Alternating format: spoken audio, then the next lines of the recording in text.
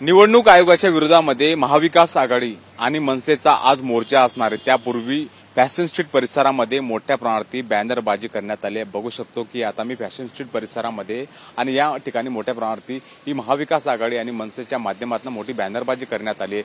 सत्याचा मोर्चा अशा आशयाची बॅनरबाजी करण्यात आली आहे। सत्तेसाठी नाही खोटी मतदार यादी, ही सत्याचा मोर्चा सत्तेची लढाई अशा आशयाची बॅनरबाजी या ठिकाणी करण्यात आली आहे।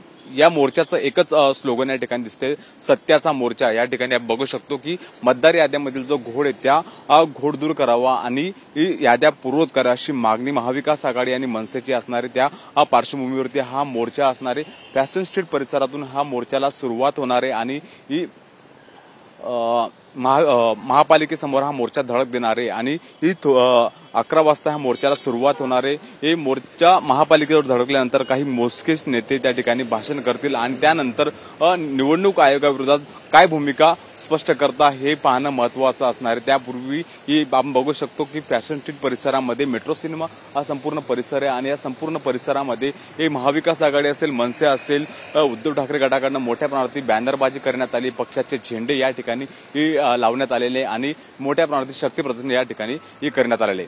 कॅमेरा पर्सन संतोष कदमसह मी हिरा ढाकणे, TV9 मराठी, मुंबई।